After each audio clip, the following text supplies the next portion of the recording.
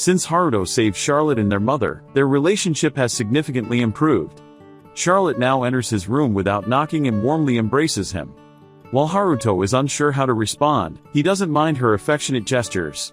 Charlotte notices Haruto's surveillance magic and becomes curious about it. She believes it to be ancient magic and Haruto tries to avoid discussing it, mentioning that there aren't many references available as it is a lost form of magic. Charlotte interrupts him and reveals the existence of ancient magic books in the castle library. The castle library is vast, filled with books of all kinds. Haruto is surprised to learn about its existence. Charlotte explores the library and selects some books on ancient magic. Together, they sit down and browse through one of the books. Haruto discovers that ancient magic is non-elemental in nature, which resonates with his own magical abilities. To his amazement, Charlotte reveals that she had read these books with the help of their mother and Flay. She asks Haruto to read the book to her and as he does, he comes across information that reminds him of anime. When he mentions the word anime, Charlotte becomes curious and asks him to explain what it is since she has never watched anime or even knows what a TV is. Haruto does his best to explain, and Charlotte becomes extremely excited, expressing her desire to watch anime. This leads Haruto to decide to introduce her to the world of anime. 2 weeks later, Haruto manages to establish a Japanese internet connection and discovers that his anime streaming subscription is still active. He creates a separate user account for Charlotte and allows her to choose an anime of her own liking. She selects an anime featuring little girls and instantly falls in love with it. However, she faces the challenge of not understanding the girl's language, so she expresses her desire to learn Japanese. Haruto, once again, fulfills her request. To his surprise, Charlotte quickly learns hiragana, katakana, and even the basics of kanji in just 2 hours. Within 2 weeks, Charlotte becomes proficient in the Japanese language and watches numerous anime series. Haruto realizes that she is becoming obsessed and decides to set limits. After she finishes watching an episode, he informs her that she can only watch anime for 3 hours each day. Charlotte objects, but Haruto explains that excessive screen time can be harmful for children her age, and he refuses to negotiate on this matter. During dinner, Charlotte appears exhausted and dizzy, refusing to eat. Concerned, her parents inquire about what she and Haruto have been doing in his room. Haruto explains that they have been studying ancient magic. After dinner, Charlotte follows Haruto, eagerly hoping to watch more anime. But Haruto informs her that she will not be watching anime for the day.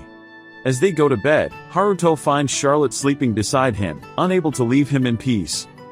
Later, their father leaves the castle with his soldiers to confront the thieves. The family bids him farewell. In Haruto's room, Charlotte expresses sadness and worry for their father. Haruto assures her that their father will be fine. Charlotte gets the idea of using Haruto's magic powers to save everyone and defeat the thieves, just like in the anime she is seeing. The determination in her eyes convinces Haruto to agree. Charlotte asks if he will transform and fight the thieves. To please her, he transforms into a masked hero like an anime character that Charlotte knows. This cheers Charlotte up, and she asks to join him. Haruto refuses, wanting to keep her safe, but he allows her to watch the fight using his barrier magic. As a masked hero, Haruto uses his surveillance magic to observe the woods. When the thieves appear, he surrounds them with his barrier magic to prevent their escape. He engages in combat because he knows his sister wants to see him in action. Landing near the thieves, they question his identity. Haruto confidently proclaims himself as the hero of justice and attacks them one by one. He throws punches and becomes carried away, defeating them all. Suddenly, their father, Gold, arrives with his soldiers. Gold also questions Haruto's identity.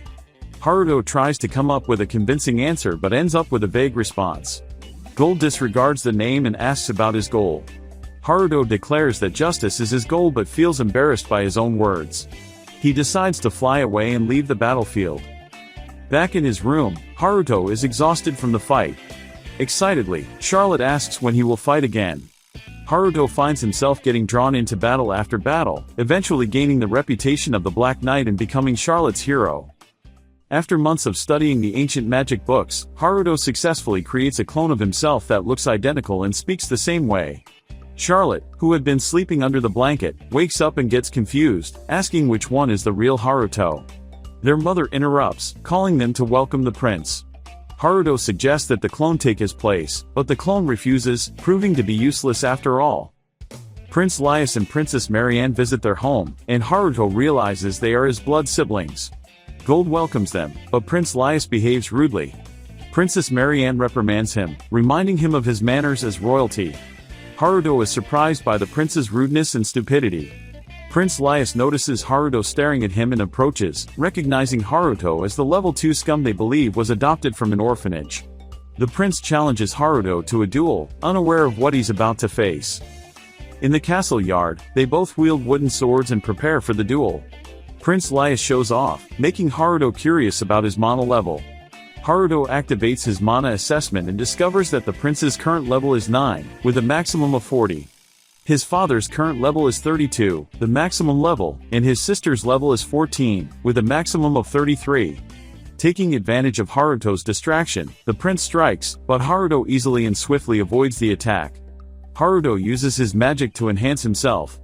The prince strikes again, and this time Haruto allows him to attack and appear to hurt him, though Haruto feels no pain. When the prince insults Haruto, he swiftly rises and delivers a powerful strike to the prince's head, knocking him down. The prince angrily gets up and tries to fight back, but Haruto effortlessly knocks him down again. Haruto's skills leave the princess questioning his true magic level. Gold explains that even he is unsure, and Haruto claims not to know either. Returning to the fight, the prince loses his temper and unleashes his magic, throwing a fireball directly at Haruto. To everyone's astonishment, Haruto effortlessly absorbs the fireball using his barrier magic, leaving the prince in a state of absolute shock. Undeterred, the prince attempts to attack again, hurling multiple fireballs, but they mysteriously vanish into thin air. The princess intervenes, yelling at her brother to cease his actions. The prince is bewildered by how a supposedly low-level boy like Haruto could achieve such feats. Haruto, seizing the moment, taunts the prince by offering to return his fireballs.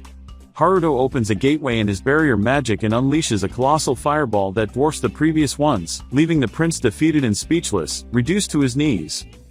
Intent on leaving, Haruto heads back to his room to relax. Princess Marianne approaches him and apologizes for her brother's insolence. Haruto sees no need for an apology.